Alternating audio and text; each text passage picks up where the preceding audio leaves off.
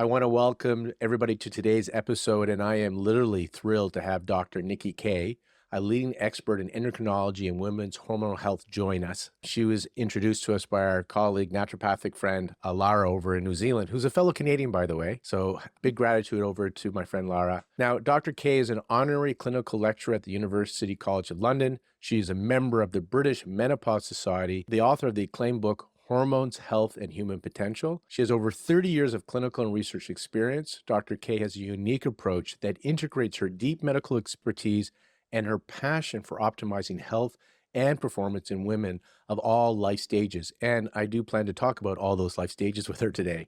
And this goes from dancers and athletes to women navigating perimenopause, fertility, and menopause. Dr. Keay's insights are grounded in cutting-edge science and her holistic, which is why I'm so excited to talk to you, perspective, empowering women to better understand their bodies and their hormones. Today, we're going to explore the intersection of perimenopause, fertility, and menopause, and we're going to uncover practical strategies to support hormonal health at every stage or any stage of life. And I do want to let you know her latest book is The Myths of Menopause. So, Nicky, welcome to the Conscious Fertility Podcast. Listen, thank you so much for having me, inviting me. Yeah, really thrilled and looking forward to our discussion. You know, I'm really looking forward to this because I was thinking about some of my demographics, and I've been known for fertility for so long. I've been doing this over 25 years, but there's a demographics I'm seeing over 40, between 40 and 44. Many of them are not trying to conceive, but they're experiencing perimenopausal symptoms because they're still menstruating, but they are struggling.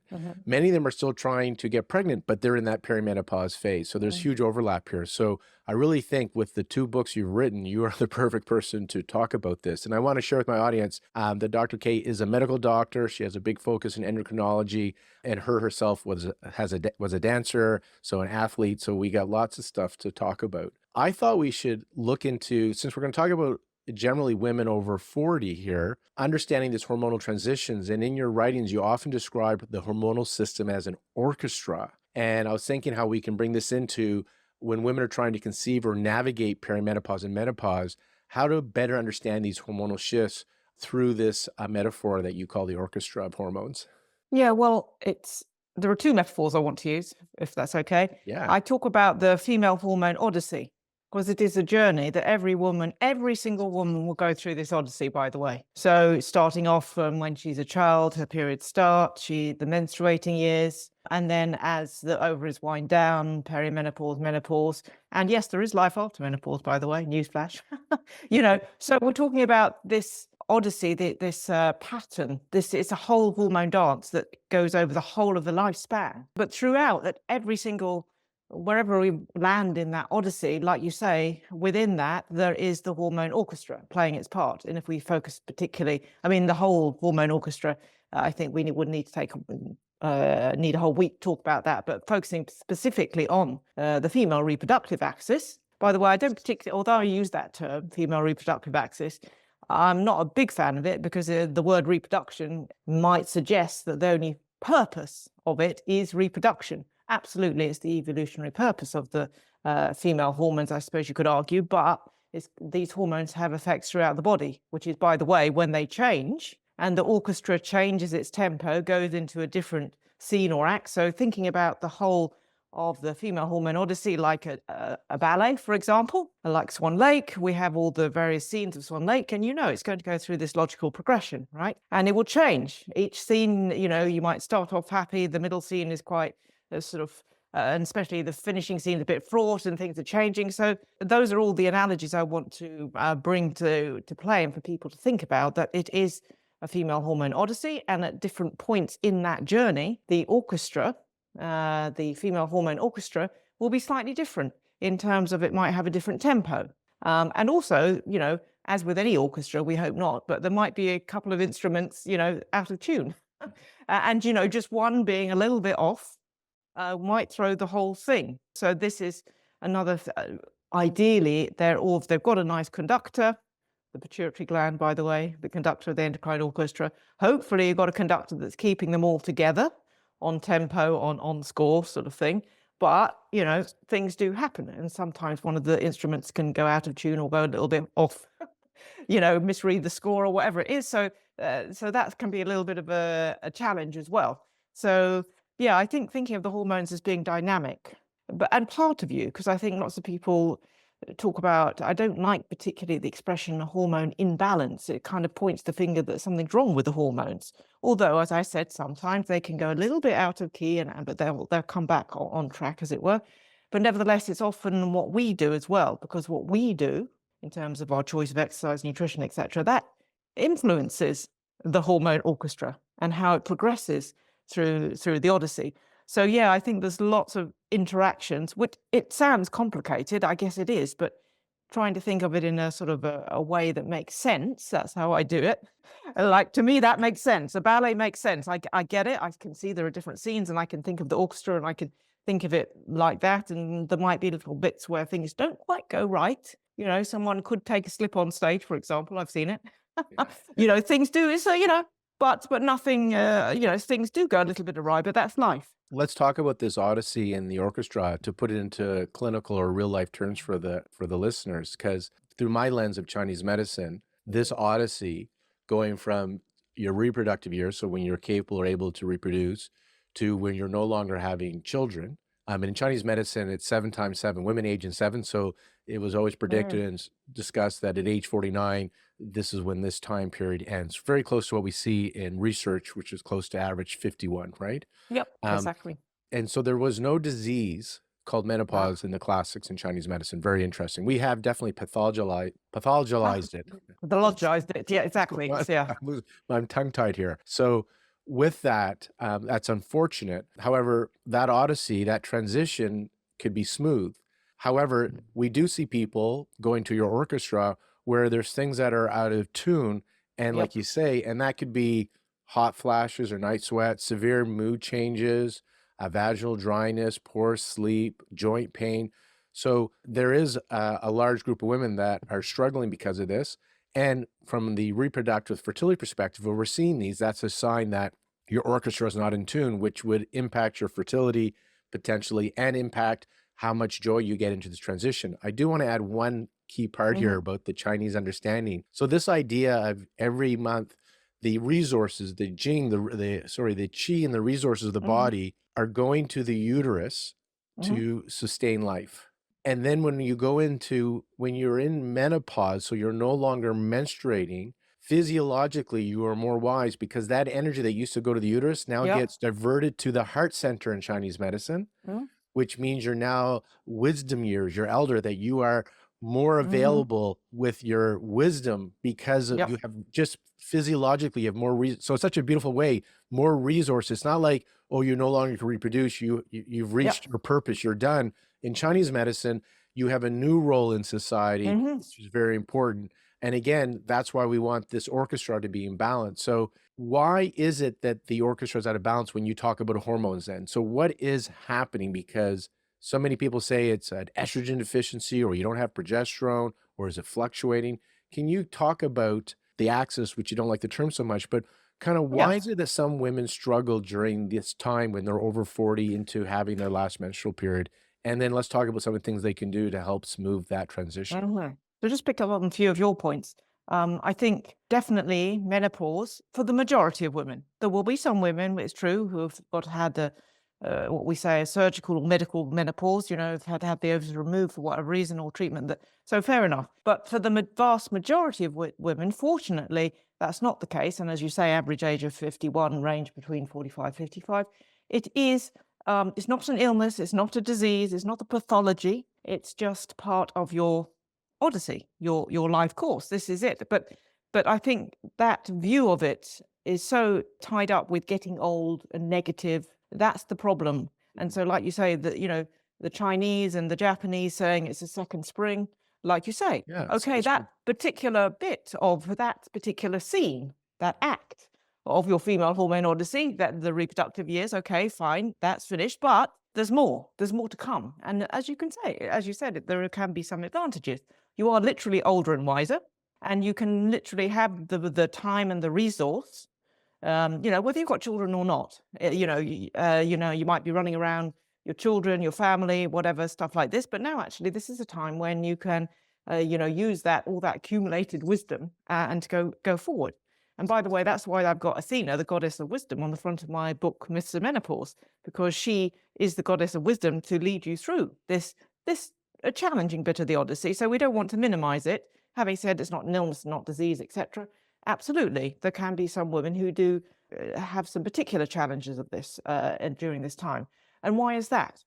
Because the nature of perimenopause, the ovary is winding down, is uncertainty, right? The hormones are out of their new normal tuning. So they're trying to transition from having this particular pattern of the menstrual cycle to the pattern of, frankly, just having a rest and retiring. But, they sort of go out, they don't want to go out, they don't go out quietly.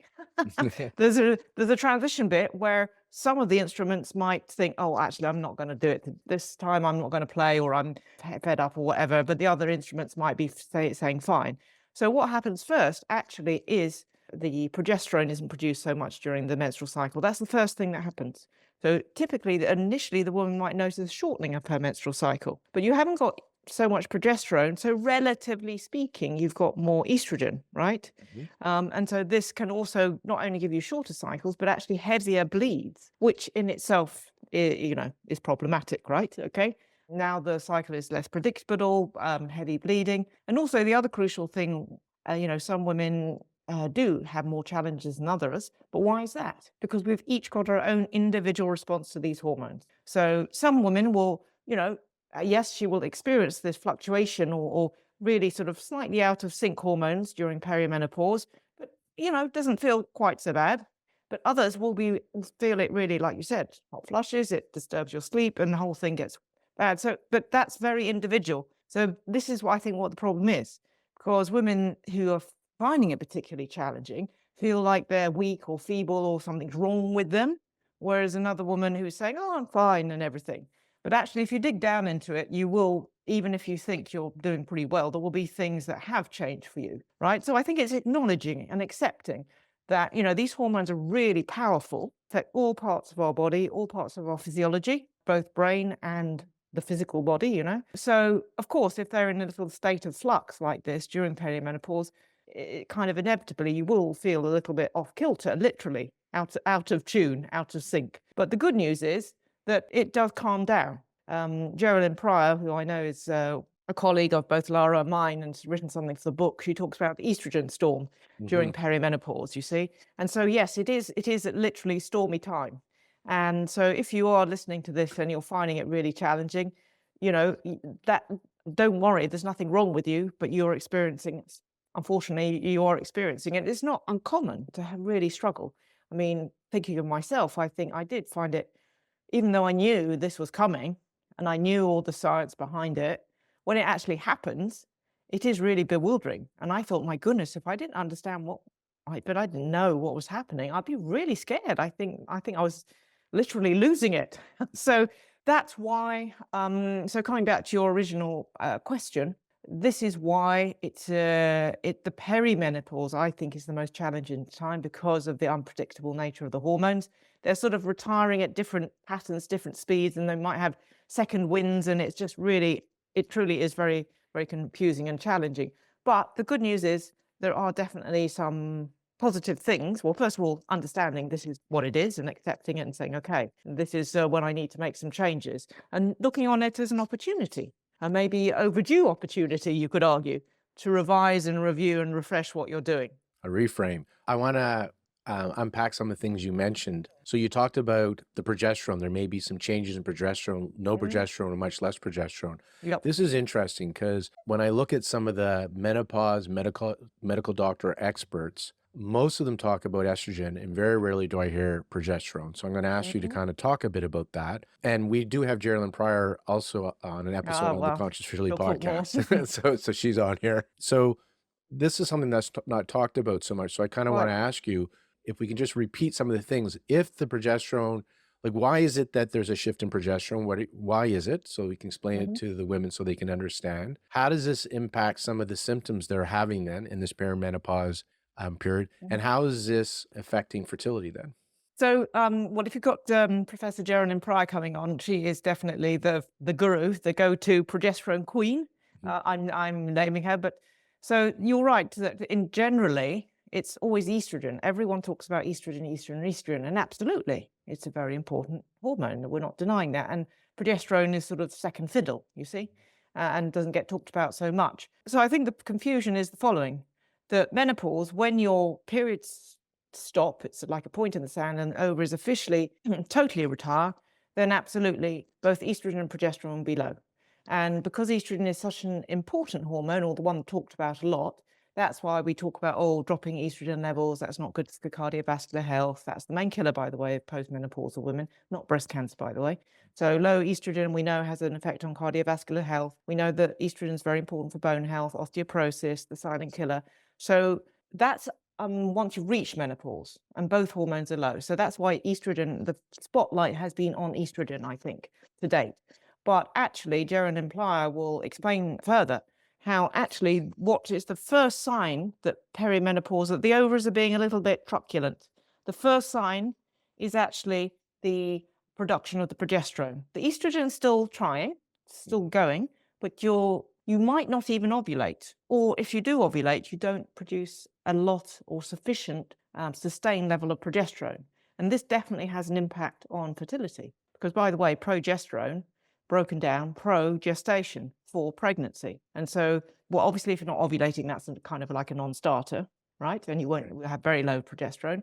But even, just subclinically, as we call it, subclinical ovulatory disturbance, where you might have made the attempt to ovulate, but not a lot of progesterone is produced. And so therefore the endometrial, the lining of the uterus, isn't nice and juicy and thick and ready to accept the egg, you see, if it is fertilized. So this is why fertility does drop, well, frankly, quite dramatically from the age of 40 onwards, even if you're having a cycle. It's because of the progesterone not really doing the full variation that you would expect. So that's the first thing that fails. But the thing is, that isn't talked about so much, I suppose, because everyone's focusing so much on the estrogen. So how would that make you feel? Well, number one, obviously, it's going to affect your fertility. But Geraldine Pryor did a very interesting study in Canada where she found that one of the first symptoms of perimenopause are vasomotor symptoms, i.e. these hot flushes. I call them flushes, you call them flashes anyway, right? Temperature regulation issues. And it disturbs your sleep, anyway, you literally feel hot and bothered, often associated with obviously not feeling good. Anyway, so she did a very interesting study, because everyone was talking about, oh, it must be estrogen that's falling. But actually, there's no particular exact correlation with estrogen levels and hot flushes. But she did find in her study, I don't want to steal all her thunder, repetition yeah, is it's good. always Go good. ahead. She did a lovely study giving women micronized progesterone, so the same progesterone that's identical to what we produce in our own body, and this improved the vasomotor symptoms, the hot flushes, improved sleep, right? This was before the woman even reaches menopause. So I think we need a reframing. In fact, she wrote a lovely piece for the book explaining that this is what we need to talk about more, that the first thing that goes a little bit awry is actually the progesterone in early perimenopause. And that has an impact not only on fertility, but how you feel. Because progesterone is a nice relaxing hormone. It helps you sleep. And now you're going to get hot flushes. Now you're going to sleep so well. So the whole thing snowballs, So absolutely, estrogen will, of course, ultimately drop as well. But in the perimenopause, I remember Geraldine saying it's less of it being low, more of fluctuations up and down that's causing so many of the symptoms. And the progesterone seems to be lower or absent because you may have a non-ovulatory cycle. Exactly. So the estrogen, so yes, I've spoken specifically on estrogen in general, the progesterone going on the lower side. But what's happening with estrogen? That estrogen can also be fluctuating a lot, okay? Because it's a time of uncertainty. And by the way, it's a kind of a mirror image of what happens in puberty. So when girls first start their periods, you'll often hear teenage girls saying, very heavy periods, painful, not feeling good, etc. And this is because the first hormone to appear and the last one to disappear is estrogen. So in the teenager, she's got lots of estrogen trying to find its feet, trying to find the right tune, if you will, the rhythm to it. The progesterone isn't so good. It takes a little bit of time to get going. And this is exactly the mirror image of what happens in perimenopause. The progesterone is faltering, but the estrogen, meanwhile, is having a party. It's going a little bit crazy, literally going a bit crazy. And so it's the combination of progesterone going low, estrogen actually, if anything, going high and peaking. So it's the precise opposite of what we were taught, frankly, as doctors, talking all about estrogen. Actually, it's kind of the opposite. It goes high and crazy in perimenopause, and then eventually, of course, it will also drop down low. So these symptoms of cardiovascular health, osteoporosis, what are some of which hormone, or is it both, where women are just feeling the emotions are just out of sync and crazy irritable? Like my wife's 52 and I tried to explain perimenopause, what's going on with her hormones. And she looked at me and said, no, it's your fault. The reason I feel this way is because of you.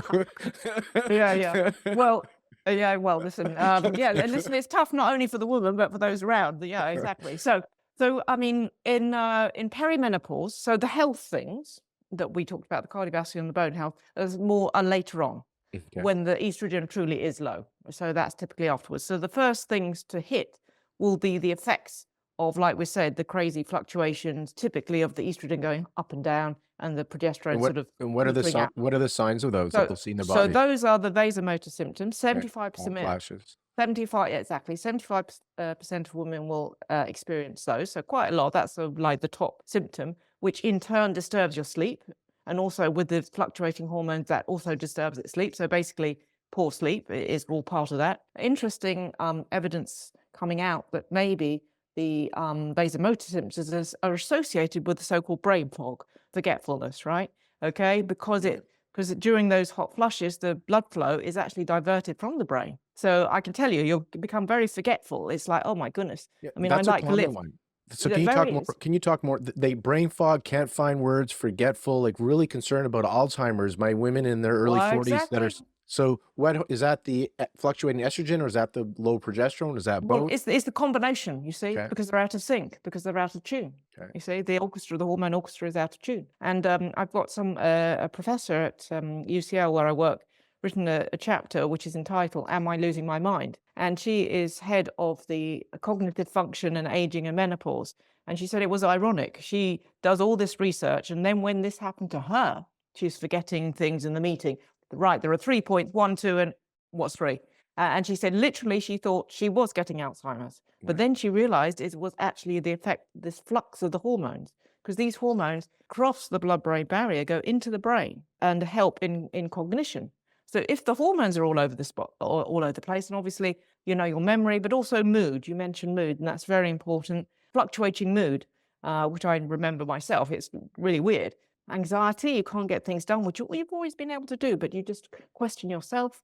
Being very sad, very crying, angry. It's like all Vivaldi in the Four Seasons, as I describe it, mood all over the shop. But this is because of the hormones being out of sync, particularly during perimenopause. So these are the typical symptoms of perimenopause when there's this fluctuation of the hormones, typically the estrogen going a little bit crazy and the progesterone going low. There's a whole list of other ones. I call it Pandora's box: aches and pains, digestive issues, changing body composition.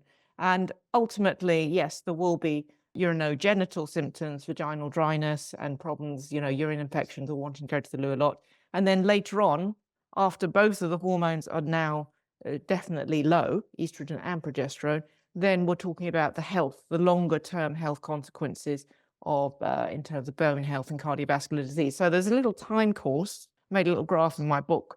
It's like these are the symptoms happen first. The urinogenital ones sort of near the menopause when both hormones are on the decline. And then the health ones, you know, it is, you said which one? Well, it's probably, well, it's a combination of both, but now the estrogen's going low. And so now definitely the health potential risks start to increase a couple of years after menopause and onwards. It's really unfortunate because what happens to a lot of these women is because there's a holistic view that I have, but a lot of physicians do not. And so you got somebody treating the urinary tract infections. Yeah, yeah, You got somebody exactly. putting you on antidepressants because of your Yeah, mood. You got the rheumatoid arthritis working on, you got the yeah, the GI doc working on the gut. yeah. And really, if you had a holistic view, it's about getting this orchestra Mhm. to be in tune again. You know, I'm going to share something with you that may make you have a vasomotor flush right now. So in 2010, so at you know, over 15 years ago, in our clinic, we were working, we're holistic integrated. So naturopathic doctor, Chinese medicine Mhm, doctor, and the naturopathic doctors often would use the term luteal phase defect. So mhm. if somebody who was trying to conceive in their 40s or any age and they have a lot of spotting in the second half of their cycle in the luteal, Mhm. or their luteal's short, we would call Yep. that a luteal phase defect, and we'd want to correct it through diet, through herbs, supplements, Mhm. acupuncture, or even bioidentical progesterone support. Mhm. And the reproductive endocrinologist, this is where you may get a flush, said luteal phase defect went out in the 80s. And so, can you, Oh. as an endocrinologist and a medical doctor, how do you take that comment? Because you're saying that the progesterone is changing, and we see Mhm. this in women in their 40s where they may Yep. not ovulate Absolutely. or they don't have a strong ovulation, so they don't produce as much progesterone, Yep. which progestation affects Yeah. fertility. Yeah.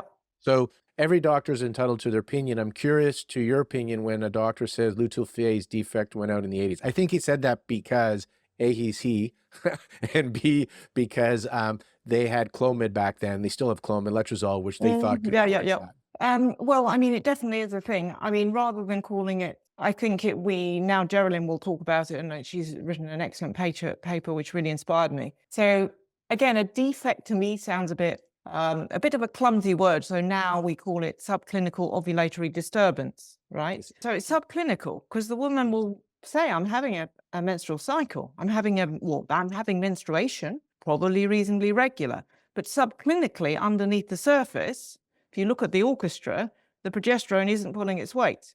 And there can be a whole spectrum of not ovulating at all, like you said, which is sort of clear But cut. No you ovulation, no you estrogen. wouldn't ignore a short luteal No, cycle and absolutely. spotting. No, Okay. absolutely no. That is definitely a sign.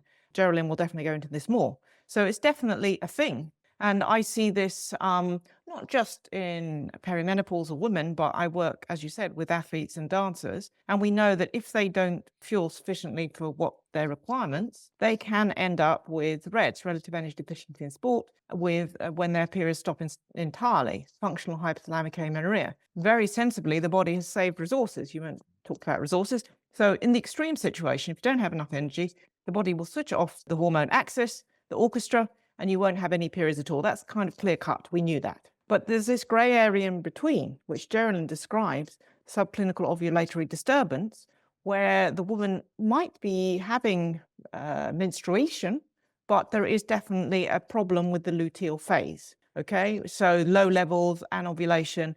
And Geraldine will describe that we can now look on this, monitor it using an ovulation thermometer. Because if you do produce a decent amount of progesterone, like the area under a curve effectively, this will increase your metabolism, right? And like you said, resources, the body needs more energy, right? Literally, you need more calories then. But if you don't produce, a decent amount of progesterone, then the ovulation thermometer, you won't get that rise, you see. And so that's an indicator. So I would say that rather than going out in the 80s, it's come back. Oh, well, I mean, it never went away.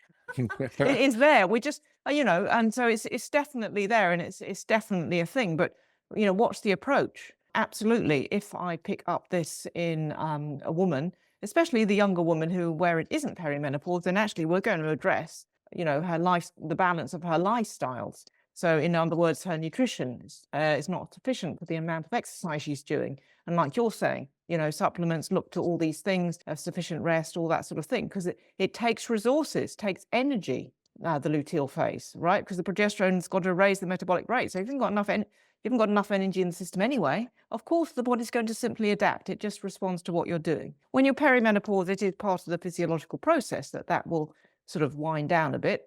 So but it's essentially the same approach. You can support that. So yeah, I would argue quite strongly, and I've got the evidence, and Geraldine Pryor, I know, will back me up, that it never went away. It's here. It is alive and kicking.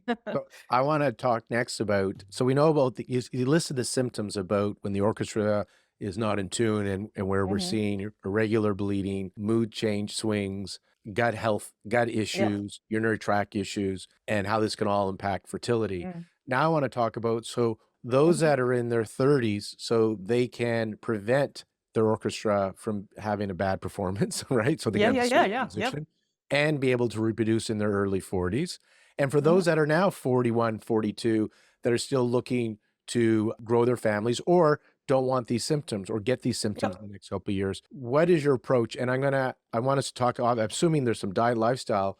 I will share that it seems like there's been a rebrand around hormone Mhm. replacement therapy. HRT is Mhm. now called menopause hormone therapy, MHT. And for transparency, our clinic does menopause hormone therapy. We offer bioidentical estrogen and progesterone, Mhm. but we do a lot of other things. I feel our clinic doesn't give it right away. Like it's not like, here, everybody Yeah, take it. exactly. But I do see physicians like, soon as you're in your 40s, you have any symptom, do the hormones. We tend to do diet, supplements, Mm. other things first. But I'm curious, from you wrote a book on this, The Myth of Menopause. What is your approach for women that are in perimenopause? So they're in their 40s, whether they're Mhm. experiencing symptoms or not. Can you talk about what they can be doing so their orchestra continues to perform well? Well, I'm absolutely in agreement with you. And also here in the UK, the British Menopause Society makes quite clear that the first thing Mm. is absolutely the lifestyle approach. And I give you a reference. It sounds a very old reference, but it's still valid today. 2,000 years old. Hippocrates said, if we could give every individual just the right amount of nourishment, just the right amount of exercise, not too little, not too much, we would have found the surest way to health. So, I'm referring back to him. He knew that these were the tools we have. I can now tell you, updated, we know the mechanism. It's the hormones, because your hormones are impacted by what you do. Okay, so you can harness your hormones through these lifestyle choices to reach your optimal health and performance. And it's valid whatever your age. But to note, if your hormones themselves are changing, like we've been describing just now, the female hormone odyssey, perimenopause, then if those are changing, then of course you have to change your inputs. So it is a review, refresh, an opportunity to review and refresh what you're doing. So rather than looking negative, it's like, oh gosh, I can't train like I used to anymore. I can't eat this, and because it makes me put on weight or something. It's like, don't look on it negatively. Say, well, okay, it's like a spring clean. Mhm. New Year's resolution. Okay, my hormones are changing. My body's sending me a message that it's a time to look at that second spring. Let's see what's going on. Let's do a review, refresh. So absolutely, I'm 100% in agreement with my first approach to a woman who, sounds like she's in perimenopause, i.e. from her symptoms. We don't typically do blood tests because we've just described why they'll be going up and down. So if you do the blood test, you might get it a high, a good one, or a bad one. You can't really say. But if the woman's coming saying, look, I'm getting these symptoms, the vasomotor symptoms, poor sleep, irritability, or whatever it is, as you quite rightly say, the tendency is to resort to polypharmacy. So we'll give a medication, an antidepressant for this, we'll give an antibiotic for that, and the poor woman, you end up with a whole sack full of medications. Let's just look at the fundamental thing, like Hippocrates said, let's accept and acknowledge the hormones are changing. Let's look at the inputs. What can we do? So the first thing that I always do, I'm totally in agreement. Let's review, let's revise what you're doing. Let's look at your exercise. Maybe you're not doing enough. Maybe you're doing too much. Maybe you're not doing the right type of exercise. Let's look at the nutrition. Are you eating, a varied diet? Are you eating in a regular fashion? All these very basic things, I would say, that Hippocrates was talking about. That is the fundamental starting point. Get back. If your hormones have retuned, you need to retune what you're doing to get it back in synchrony. And then once you've done that, that number one will feel really good because you feel empowered. You've done something yourself. Sure, at that point, if the woman says, look, I've done all these suggestions, but I'm still struggling with whatever it is, then okay, sure, then we will talk about HRT. I still prefer the term HRT because, well, I don't like the word replacement, and it is true, but I like rather than menopause hormone therapy, the only problem is that some women who are not menopausal, we would recommend taking HRT. For example, the ones with premature ovarian insufficiency, they haven't yet reached menopause. So it'd be really unkind to tell a 20-year-old she's got to take menopause hormone therapy when actually she's not even menopausal. And the same for these women that have got this imbalance, got REDS. We might give HRT temporizing for bone protection, and then definitely not menopausal. So it'd be incorrect to say that. But anyway, that's just semantics. So coming back to what your point is, that absolutely, I think there is a place for HRT, for women's quality of life, but it's only after you've addressed all the fundamental things, choices of the lifestyle, then sure. Because if you take hormone therapy without doing that revision first, it's going to limit how much benefit you're getting to get from that anyway. And also it's giving the wrong impression that there's a medication and it's the elixir of youth or something like this, which it's not correct. But there is a place to use it, and we think about, Oh, first of yeah. all, you talk about Hippocrates, Chinese medicine, that was 2,000 years ago, 3 or Hmm. 5,000 years ago. The Even, whole yeah, idea further. was that first you change your diet and your lifestyle, and if that Yep. didn't work, then we do herbs and acupuncture, right? So Exactly. right? So Progression. Yeah, so yeah, yeah, that's yeah. how you do it. I'd like to go specific on diet because some of this stuff in reading your Mm, material, I've learned some new things and I'm really curious. So I'm thinking of some of my patients where they're hmm they're in their 40s and their body's changing. So hmm what they're doing is they're working out even harder, but I'm hearing, well, your resources are limited, so maybe that's not going to help. And they're restricting carbohydrates. And there's a few REIs that are big into keto, and we include carbs in our fertility hmm diet. We like the complex carbs and we make sure we hmm have a lot of protein as well. But I remember you introduced me to a term that I haven't heard before, low energy availability. And I thought, can you just talk about diet and what is the research in your clinical experience with carbohydrates and exercise and how this can be impacting the cycle? So fertility wise and hmm symptom wise. I think you mentioned complex carbohydrates. That is the main food source for doing quality exercise. Okay, I stress quality exercise. And we said how important exercise is for body composition, for muscular strength, for bone health.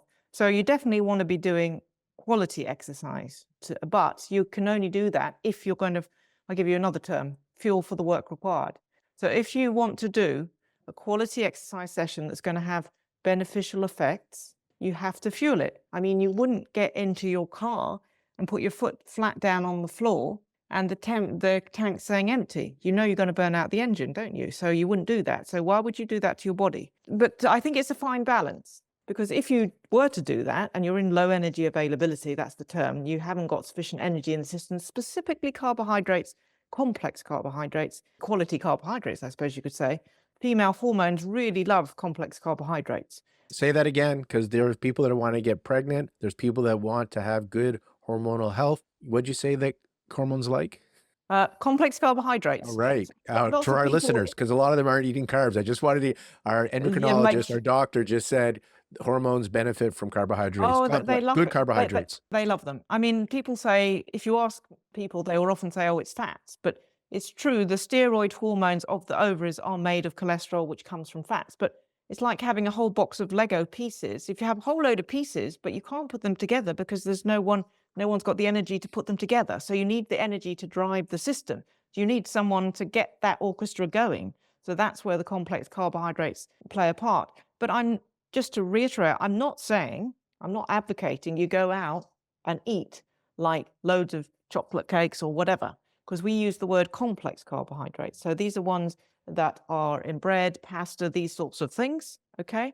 And so they take time to digest and break down. So you'll feel full, you'll feel like actually, because if you eat a chocolate cake, you get a high, a quick insulin, and you'll feel good, but then actually you might start feeling hungry again quite soon. So complex carbohydrates is what hormones love, and they like it nicely, consistently, please.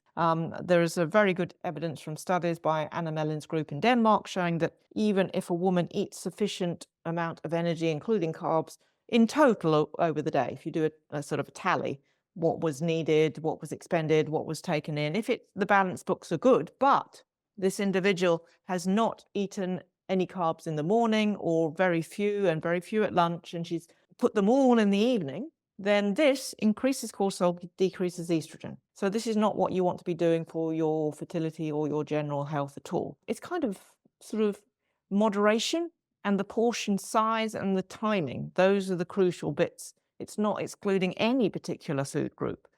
You mentioned increasing carbohydrate as we get older, very important to mitigate the tendency to lose muscle for sure.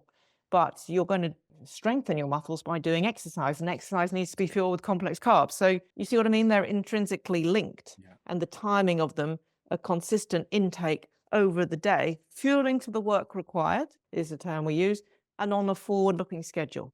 So when you sit down, you have your dinner in the evening, that's thinking about, what you're going to be doing the next day. I think lots of people do lots of stuff in the day and they're frankly underfueled, in low energy availability. They come to the end of the day, they have a big dinner, but now dinner, how can it possibly refuel you for all the stuff all the expenditure? It can't balance the books, Yeah. can't do that and be ready for the next day. It's impossible. So take care of your energy requirements tick it off as you go through the day, and then you can sit down and enjoy your dinner, which is going to be setting you up for the next day. So that's another term. You mentioned low energy availability or low carbohydrate availability, which we definitely want to avoid for female hormone health. And also think about it, fueling for the work required, what you are personally going to be doing, and think about it in advance. Those are the key, my top tips. Great. And then let's talk about some of the testing. You said you don't do a lot of testing, and we don't do a lot of looking at the hormone testing because they're fluctuating so much. Yeah, And you quite. look at the symptoms, but we do look at other hormones when somebody's coming in with perimenopausal symptoms. So we'll do a full thyroid panel. Yes, I We like agree. to Yep. look at the LH. And I'd love to do a little deep dive on this. Funny story, but not so funny.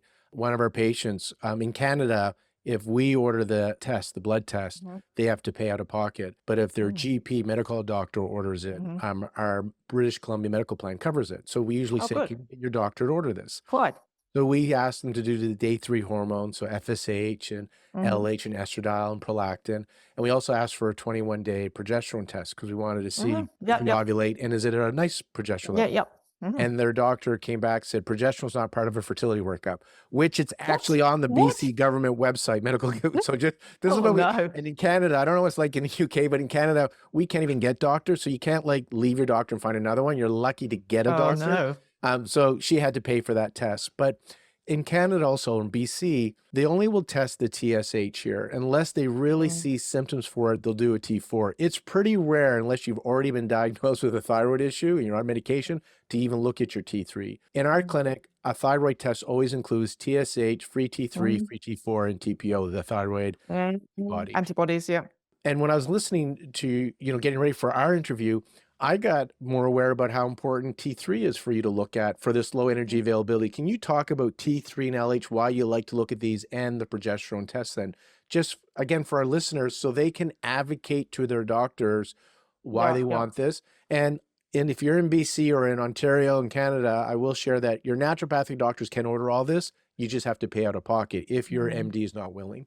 And Yeah. they're not expensive compared to a lot of tests that are Yeah. functional medicine tests. They're not free, but they're definitely not crazy expensive like Yeah. a gut And microbiome test or a DNA test, right? yeah, yeah. So the advice, well, certainly what we do here in the UK is that if you're over 45 and you're getting symptoms very suggestive of perimenopause, then that's good enough to diagnose. You don't have to do a blood test because they're varying a lot. However, I do agree with you. If you're under 45 and you're getting some symptoms, of fatigue and things like this and weight change, then, it could still be perimenopause, but we know that, especially in women, as we get older, we are more predisposed to developing autoimmune thyroid conditions and underactive thyroid. So I agree with you. If I'm not sure, or I'm just wondering, then absolutely a thyroid function, and what sort of thyroid function. Unfortunately, we have the same problem here in the UK. That generally speaking, the NHS will only do TSH. Generally, but it seems crazy because, by the way, as you say, it's very cheap and straightforward, and it goes in the same, the analyzer machine. It's not like someone's got to pipette it anymore. It's just like in a machine, automated. And if you get TSH, thyroid stimulating hormone, T4, thyroxine, free T4, and free T3, it's easy. And also the autoantibody, I think, is if you can. But if they're really making a fuss, then it's okay. But please do the T3. So the reason for doing a thyroid test, absolutely, for women, we know we're more prone to develop a thyroid problem, which can masquerade as perimenopause, right? And then the T3 story is interesting because that is a very good surrogate measure for the energy availability we've been talking about. So there can be a confusion. You see, the thing is, perimenopause, it has lots of symptoms, like we've discussed, the Pandora's box. And the underlying reason could be this, that the ovary is going part-time and retiring. But, there could be other reasons. There could be low energy availability, the And subclinical ovulatory disturbance, and all And this some of sort of. those symptoms, and again, this is me remembering from some of the material I've Mm. been reviewing. I think you said you can have your regular shortened cycles if you have that low energy availability, Yes, exactly. and fatigue, mood swings, heavy bleeding are Yes. signs of this, which is another Yep. reason why we like to look at the thyroid. And Mm. if you're having all that heavy bleeding, we also like to look at your iron and ferritin levels. Exactly, because you see, this is the thing. These symptoms could be due just, well, I say just perimenopause, or it could be the low energy availability. There's an overlap, or it could be a thyroid problem per se. And by the way, a thyroid problem per se, you're quite right. If you've typically got an overactive thyroid, as it happens, or underactive typically gives you heavier bleeding, and overactive gives you less bleeding. So there are lots of factors, and so wouldn't want to say to a woman, "Oh, it's whatever perimenopause," when actually all along she's underfueled, or all along she's got a thyroid problem per se. So I think there is an argument in certain situations where you would do those tests, certainly if the woman's under 45, and certainly if she is a masters athlete or dancer, and I'm not sure, are her symptoms, like you say, there's an overlap, is this perimenopause, is this res, or if there's even a thyroid condition per se? And this is where the T3 will come in very useful, because we have published evidence, information from the IOC consensus statement that T3 is the really good surrogate indicator of energy availability. We could work out energy availability, doing a diet diary, estimating your resting metabolic rate, your energy expenditure. This is known to be fraught with problems and inaccuracies. So guess what? Hormones come to the rescue. Yes, we do a T3 and we see where it is in the range. So I agree with you that this is an important test to have for you. Then absolutely it is worth, frankly, paying. And as you say, in the relative scheme of things, it's not as expensive as some of the other fancy tests, which I would argue, and I think you'll probably agree, some of these other, fancy tests, actually, they're not worth the money, but this one definitely is. And I'll share just with the audience. One is good luck getting that from your MD, your T3 tested. So you may need to see a naturopath because it's just even hard to get the TSH done. But my background before Chinese medicine, Nikki, is a CPA, a chartered accountant, so auditor, right? So I like to dig, and I will share that the women that come see me that are trying to conceive, they want to dig and look for any underlying causes. They don't want to wait a year and say, "Oh, it's been a year, you haven't gotten pregnant, the IVF didn't work, now we'll test this." They're like, "Test this now before I do an IVF." And the women that are coming in with hot flashes and their clothes are wet from sweating at night, they're not sleeping, they want to kill everybody. They also say, yeah, like that's why I understand why they say, "Give me the menopause hormone therapy," because they're like, sure, just, I'm not suffering. And I also, we'll talk about the suffering part, because I don't think women should wait the 10 years for this to pass. They should get support right away so they can enjoy these next 10 years from 40 to 55 or 15 years. Exactly. But we like to test. And so you're going to have to talk to your naturopathic doctor to get the T3 and the TSH T4 done. We like the TPO with the antibody. I can't tell you, there is a big handful of women that I've seen where they were subclinical and their hormones came, the T3 was good, the T4 TSH, but they had the antibody. And so so you have to keep an eye on it. And again, that is that's medical evidence. We know if you have got positive antibodies, these TPO ones, it advised we have to keep an eye on it, because obviously that's giving you a little warning signs, like the indicator warning sign, something's awful. So then you would want to recheck and see. You might not want to give thyroxine at that point, but you want to be on the front foot. Well, here's what I tell them, because I never know if I'm going to see them again, right? They've come in and we have this, and I say, here's what I want to tell you. If things work out and you have a baby and you think you have severe postpartum depression and they want to put you on antidepressants, before they do that, have them retest all your thyroid hormones, because it could be the Hashimoto's, the thyroid acting up, that it's not antidepressants you need thyroid support.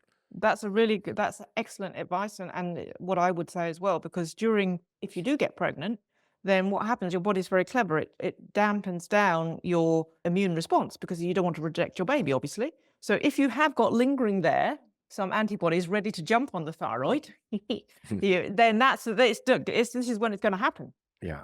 Either during the pregnancy or afterwards. So absolutely, that's a really important point to make, that listen, I'm all for hormone testing, by the way. Let's get the facts and the figures and the numbers. But on the other hand, we don't want to just rely on that. It must be in the clinical context with the individual. I think we're going to agree on that. That's kind of obvious. But getting as much information as you can and being proactive, as you say, let's find out before you've got, you run into trouble. Let's try and find out what's going on beforehand. That's obviously a much better approach. With the interviews I've been doing lately, I really feel like I can retire soon, because when I start, and it's because of, I call them, you're like Dr. 2.0, the way you said that you don't have to test everything, but test the hormones. You're talking about Hmm. diet and lifestyle. You said look at the clinical though, don't just look at the test. In 2000, when I was practicing, most of the medical establishment, physicians, MDs, were very big on the blood test, and you Mm. could be cold and fatigue and Yep. miscarrying, but they're like, your bloods are normal, right? Yeah, yeah, yeah. And or have severe symptoms, but your bloods are normal, right? You'll pass in 10 years. And the need I feel in opening up AccuBalance was to create that integration, because they weren't getting Mm. the holistic approach of Yeah. here's how you change your diet, here's some exercise, here's certain supplements, herbs, acupuncture to support the body while they're doing the drug or hormone replacement. And here's some tests that we'll check to monitor you. But hearing you're a medical doctor, you're an endocrinologist, all the docs I've been talking to, you got the medical understanding, you're able to test, you're able to use drugs and surgery and hormones, and you're now counseling about supplements, you're counseling about diet, you're counseling about lifestyle, and you're using the labs, but you're also listening to the person in front of you for their symptoms. You're not That's the key dismissing. thing. So That that's is why the I can key. retire. Well, listen, well, yeah, but the problem is, yeah, I'm in England anyway, so, But but there's so many physicians like you is what I'm saying. 25 years ago in 2000, when I started, this was rare, but this is good. I'm excited that the oh, time has arrived where I'm seeing medicine has changed great. and that physicians are practicing with that holistic approach. I think it's amazing. It's fantastic. Well, listen, but the thing is, why did I become a doctor in the first place?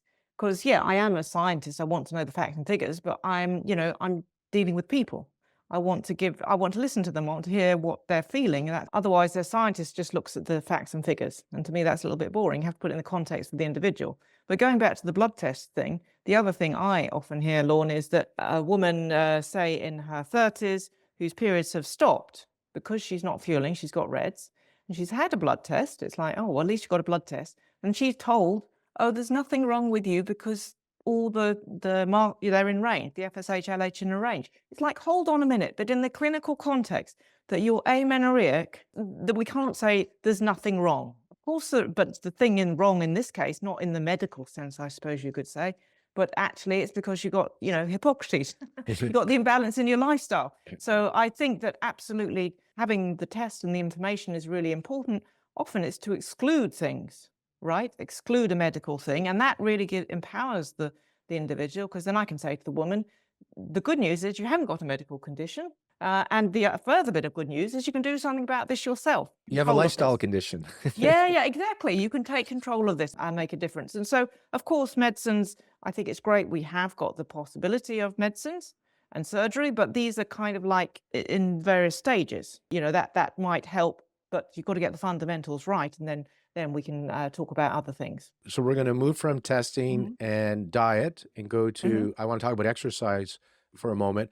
I do want to do a shout out for the diet, where we have good fats, proteins, carbs, Hmm. and it's written with me and my colleague, Dr. Katie McIsaac, the naturopathic Hmm. physician.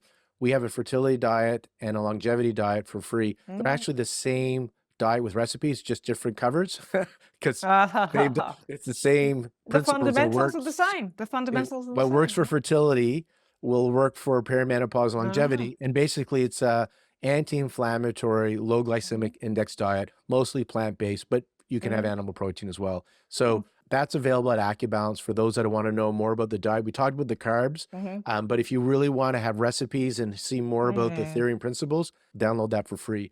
I just want to review some of the testing that we do, and there's lots of testing, but some of the basic testing as an auditor, like as again, the people I see, like, look for the underlying cause. I don't want to try a bunch of things. Can we just test some things? Quite. So Mm. we like to do the day 3 test of FSH, Mhm. Mhm. LH. We didn't talk about LH, but LH is another thing we can look at with the ratio Yep, of yep. FSH to look at Yeah, the yeah. energy. PCOS maybe, yeah. Mhm. Yeah, prolactin we look Yep. at, and we like to do a vitamin D test and a thyroid Oh, yeah. panel. And we Mhm. like the T3 now even more so, because you said it can highlight an indicator of energy sufficiency or insufficiency, which Yeah, is yeah, important exactly. for fertility and hormonal Mhm. health. So thank you for that. And then a day 21 progesterone Mhm. test, which doesn't have to be day 21. Basically, a week after you think you've ovulated is when we like to see if you have your peak progesterone there.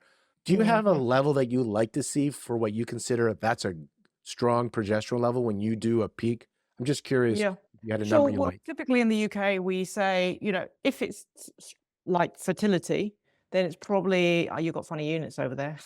No, 13 animals per I'm litre. Canadian. We use the Oh, same. yeah. Oh, great. Right, right. Oh, good, good. 13 animals per litre is the standard thing. But just to stress that peak thing, Lorne, I think we need to say it is typically called the day 21, but that's assuming it's a 28-day cycle. By the way, the average is 29, so it's not going to work anyway. But just to highlight your very important point there, or you're aiming for the peak, which will be roughly 7 days after you've ovulated. You can get an LH urine strip to see when you got the LH surge. You can do that, right?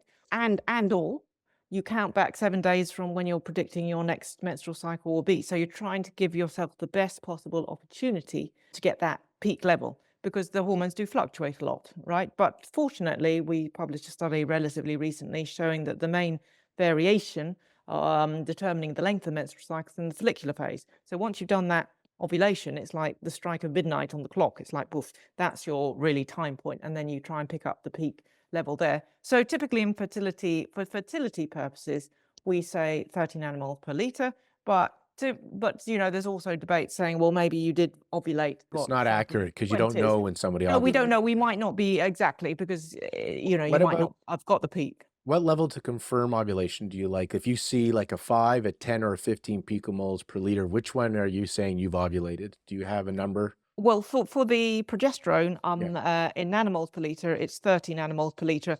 We can absolutely, or greater, we can be pretty 30. You're saying convinced. 30.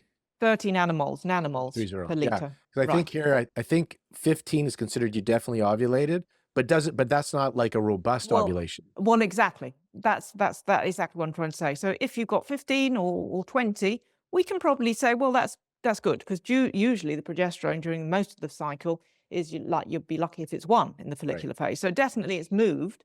So you probably, but if you're focusing specifically on fertility, and is this enough progestation hormone, then we make it a little bit of a higher bound, certainly in fertility circles. But you're certainly in a good, reasonable, if you've got 15 or 20, you're in the right, in the right ballpark. But this is where the ovulation thermometer might be helpful, you see, because that will indicate if you've had that, if it's been sustained over that length of time. You'll have to ask Geraldine about that. Yes.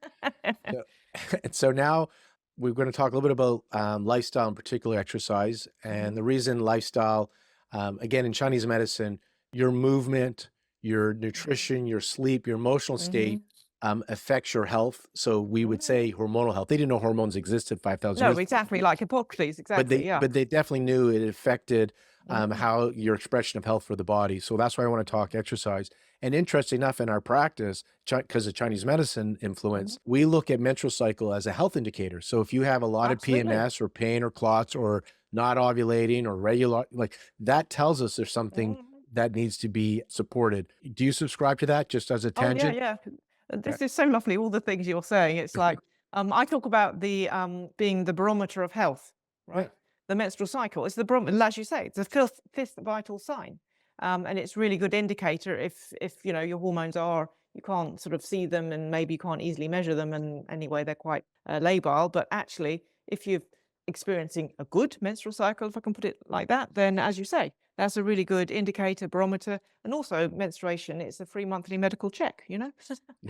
So it means you're on the right tracks. Well, that's why I like treating women over men because they have a menstrual cycle. So I love Yeah, it as a yeah, good gauge, right? indicator. Yes, exactly. Yay.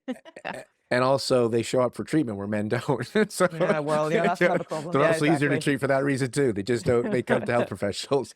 Okay, exercise. I want to talk about this on 2 levels. One is Mhm. because women start to ask a lot more about exercise, not because of, I think, some of the research about how exercise can affect your menstrual health, but because so many have done IVF, the ones I see, and they're Mhm. always told they can't exercise. Now, that reason for not exercise is because their ovaries are enlarged and there's risk of Yeah, torting true. the ligaments. But Yep. I want to talk about, because of your work as a dancer and working with Mm. athletes, is how does exercise impact the hormones in menstrual health? Because we were Mhm. talking about energy availability.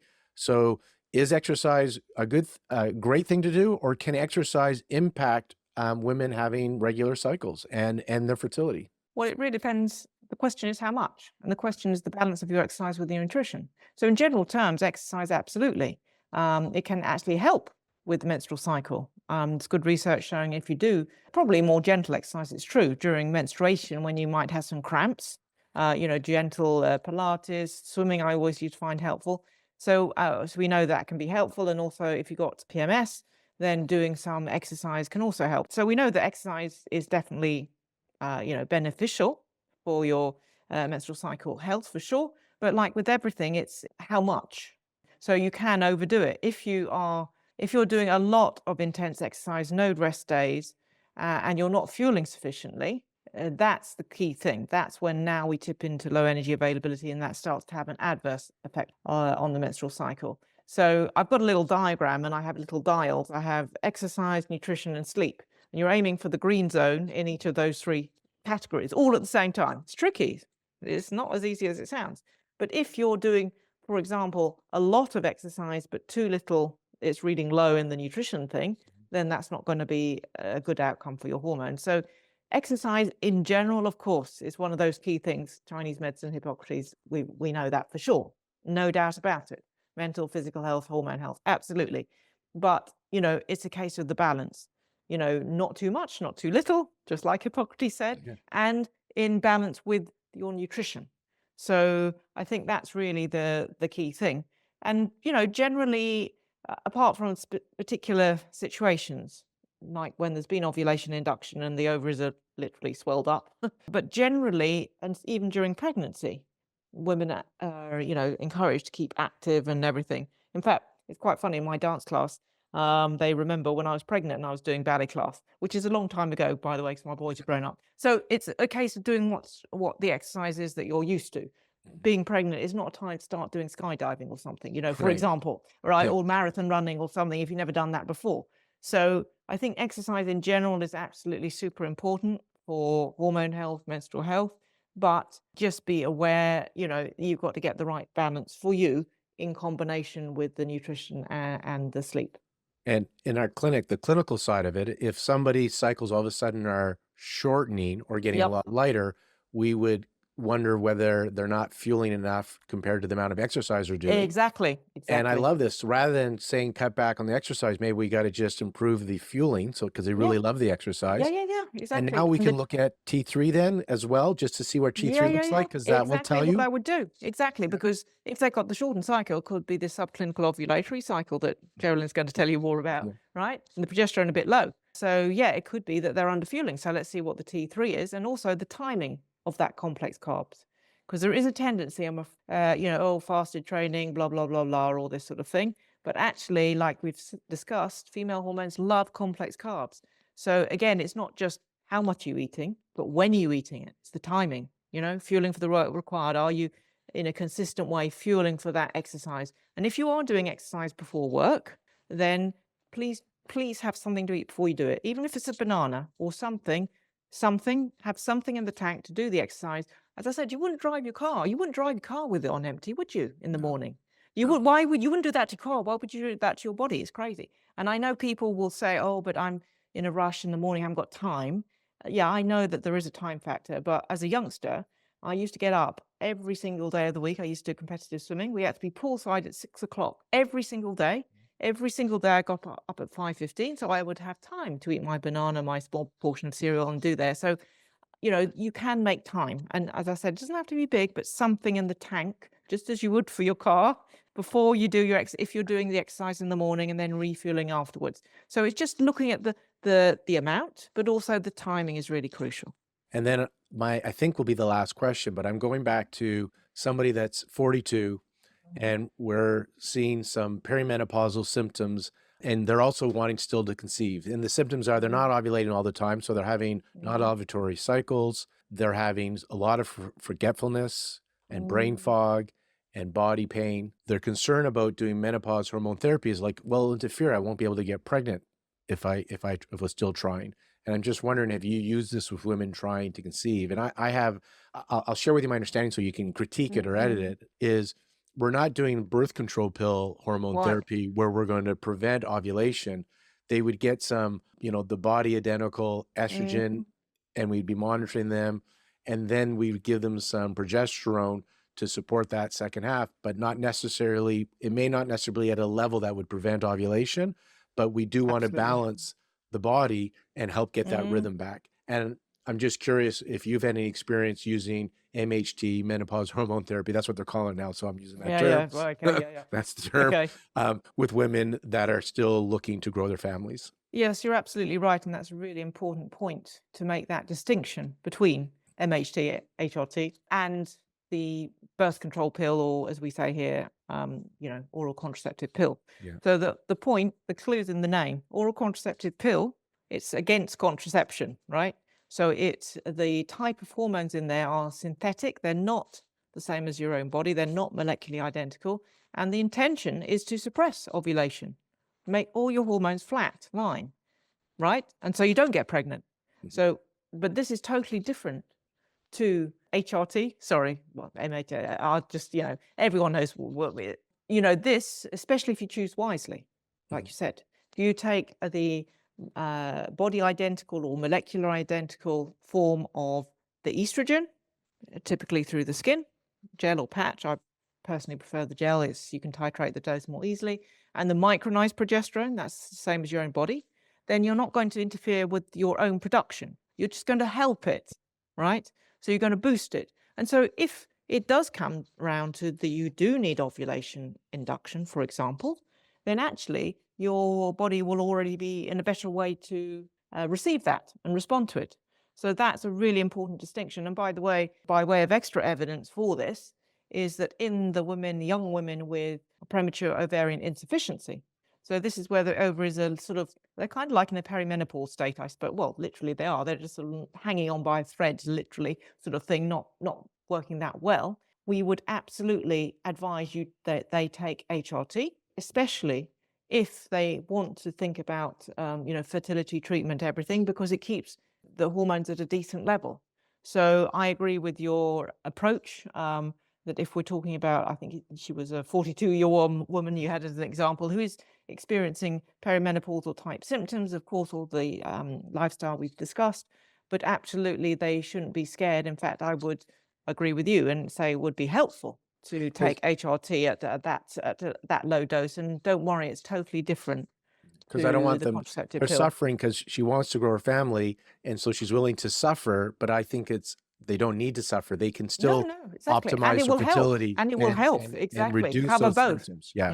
So that's why I wanted to hear Exactly. it from you. And, you No, talk about agree. the POI, premature ovarian insufficiency. I was working with Mm, a woman in her mid-30s that had stopped ovulating, mm, been about 8 or 9 months, and we didn't again, just like you, we don't always go to MHT right away, but for mm, her, she was with an REI, so that was out. mhm, We couldn't touch that anyhow, and because they were running that part, and mhm, we did the acupuncture and low-level laser and mhm, herbs, and really worked on the diet and a lot mhm, on mental health and mhm, emotions, because hence the Conscious Fertility podcast. It's a mhm. big part of what we do in our practice.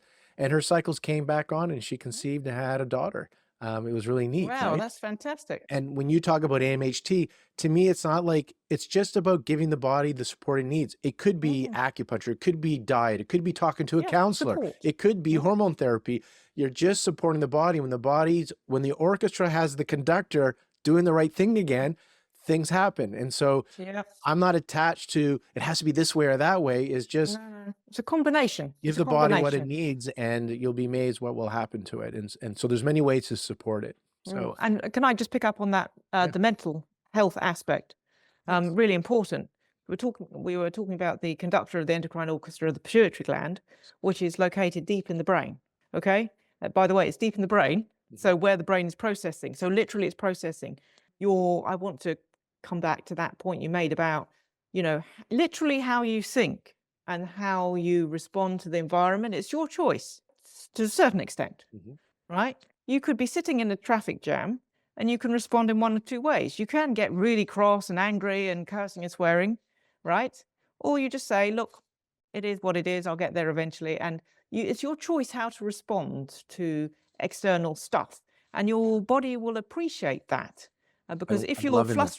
if you're flustering the conductor, right? So you can't control being in traffic, but you definitely can control how you choose to respond to that. Exactly. It's the Easier response. said And than done, which is no, why I share absolutely. tools how Mm, to do it. Because there are you got to rewire the brain because we have our lenses, how we see the world.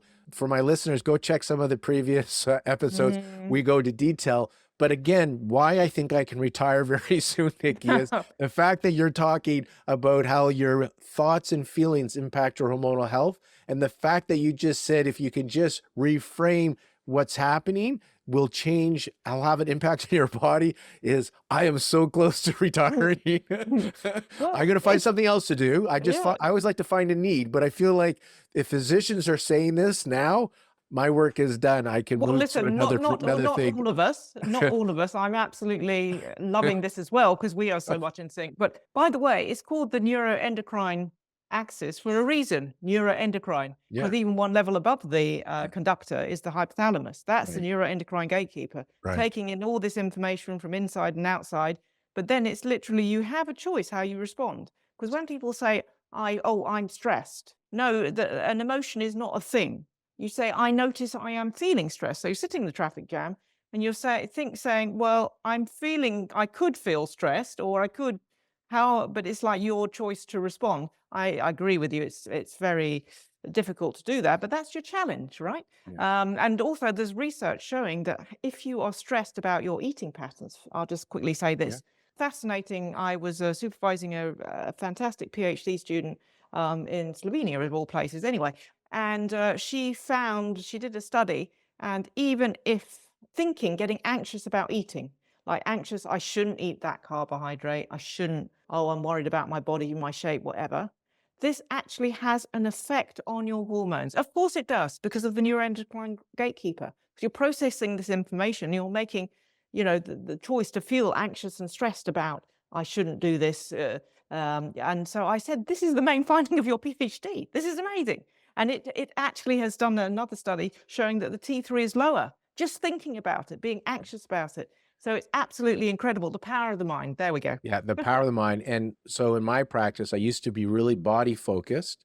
And Mm, because I'm trained as a clinical hypnotherapist as well, I mm, like to change the programs and beliefs because your behaviors, your mm. actions are always congruent with your programs. So rather Yep, than going yep, in and yep, working on the behaviors, if we go yep. work on the Higher programs, level. there Mm. trickles down. Like you said, the hypothalamus level, right? It Yeah, yeah, trickles yeah. down. Go right up there. Yeah. So Wow. Oh gosh, we could absolutely. talk all night. We This could is talk brilliant. forever. We're going to wrap up. We could both retire. I want to tell my listeners then go back to start with episode 1. And I also encourage you to check out Dr. Nicky Keay's books. She has Hormones, Health, and Mm. Human Potential. And then her latest book, Myths of Menopause, a guide to increasing your menopause wisdom. And you can find out more about Nikki. We'll put it in the show notes, but her website that I have here is nickykfitness.com. That's And it. That's the are one. you on Instagram as well? Can they find you there? Yeah, Anywhere else? I'm for all social media. It's at Dr. Nicky Keay, spelled Perfect. Nickykay. Yep, And she spells it Nicky, everybody, yep, exactly. Keay. But again, Mhm. it's in the show notes, nickykfitness.com.